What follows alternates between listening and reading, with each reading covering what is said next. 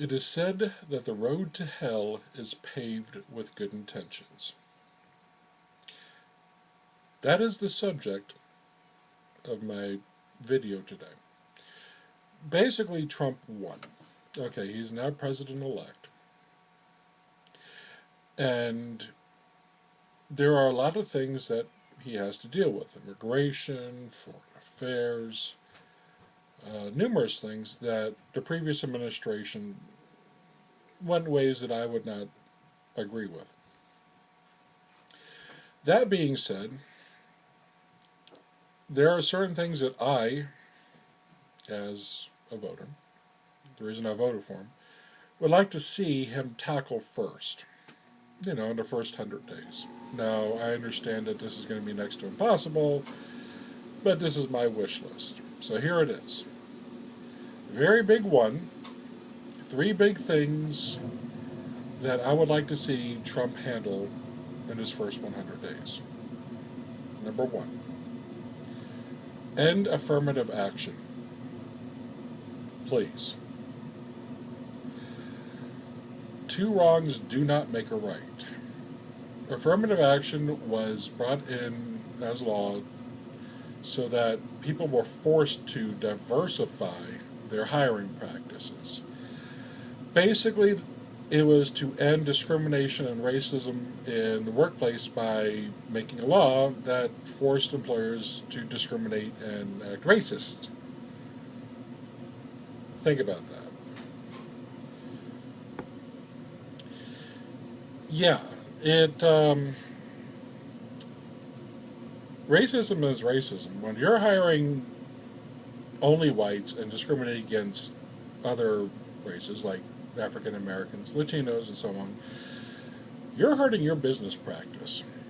But when you're forced to hire other races at the exclusion of whites, you're still hurting your business practice. It's one of those things that businesses should be able to hire who they feel is the best possible candidate for that position, no matter what race or creed or whatever box you want to put somebody in. It was one of those good idea on paper, but ridiculous when actually it was brought into practice. Go figure. So I feel that it is an idea whose time has long since passed, and it is hurting more businesses than it is helping. So my wish is for it to go away. Number 2, get out of the Paris Agreement.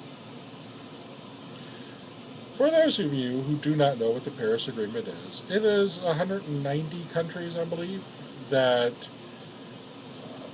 got together in Paris to sign an agreement that climate change, they would reduce their carbon emissions for climate change. And they do it several ways, basically sustainable energy and paying a shit ton of money. And of course, America was at the forefront. We are one of the biggest industrialized nations in the world, second only to China. But let's face it, we are the biggest. That is the most important. Therefore, we're going to pay the most, and therefore we're going to hurt our businesses the most.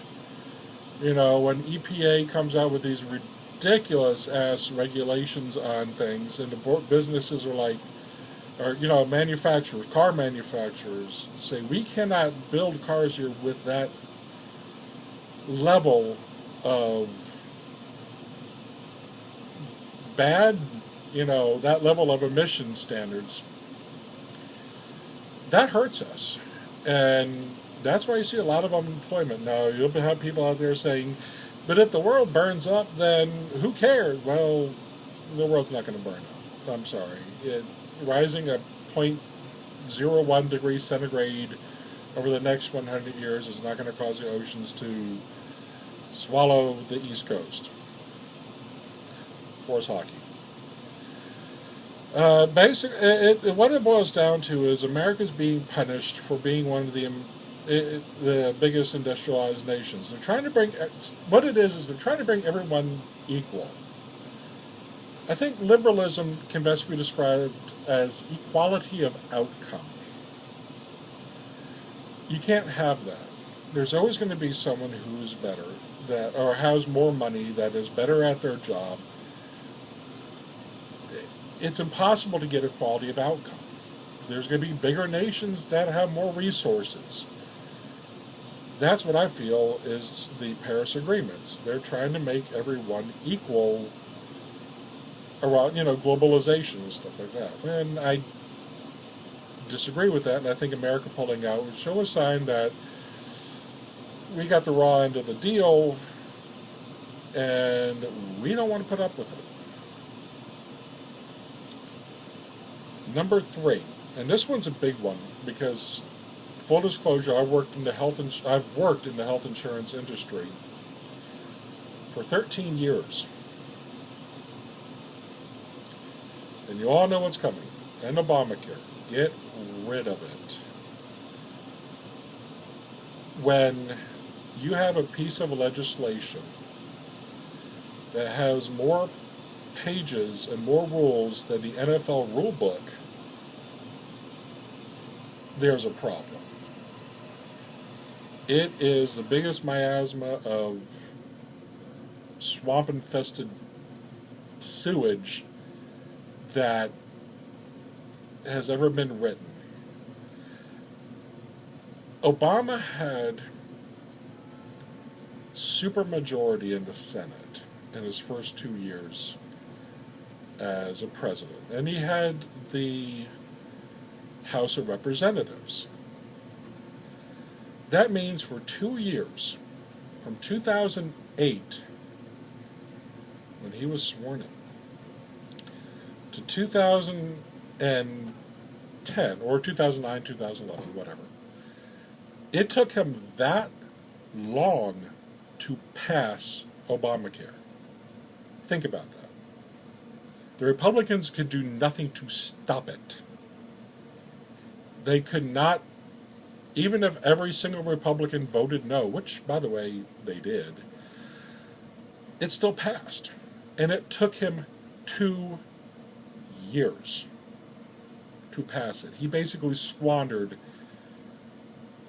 his entire 2-year run as owning everything to pass this one bill. That shows you how involved it was, or even the Democrats were like, this is not a good bill.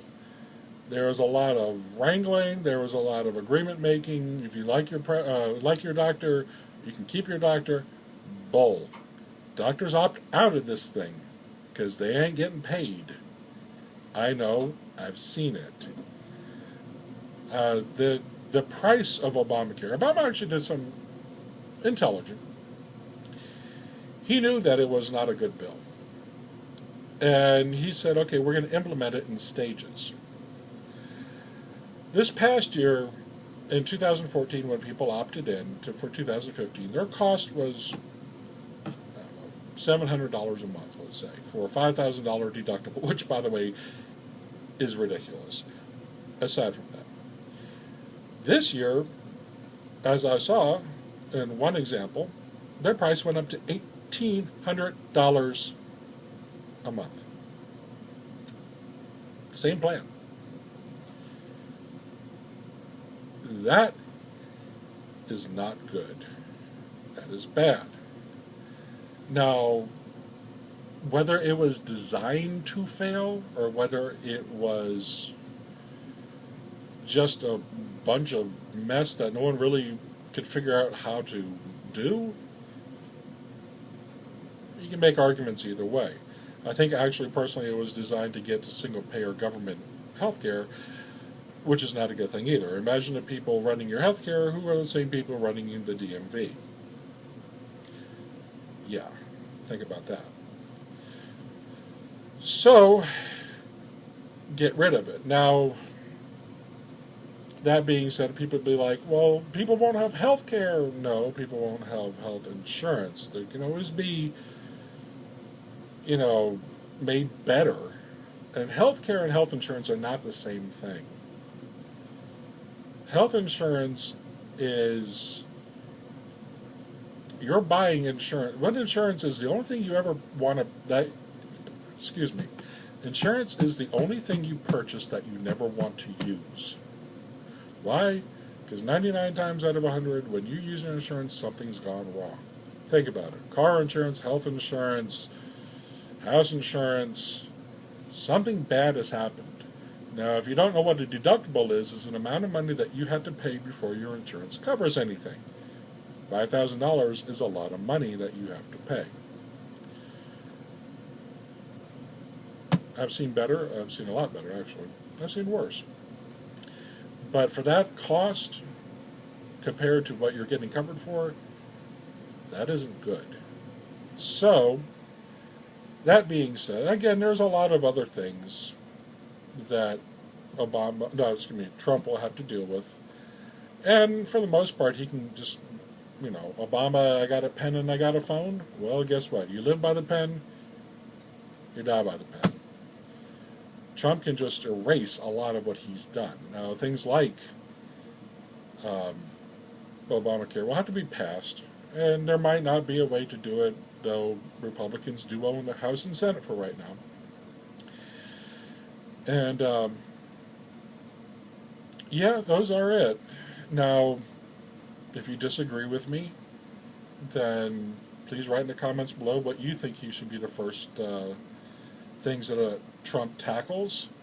And if you have any ideas about what you want to see as big three, 3 big things, write them in the comments. If I have certain ideas I want to get off my chest first, but if I like it, I definitely will tackle it.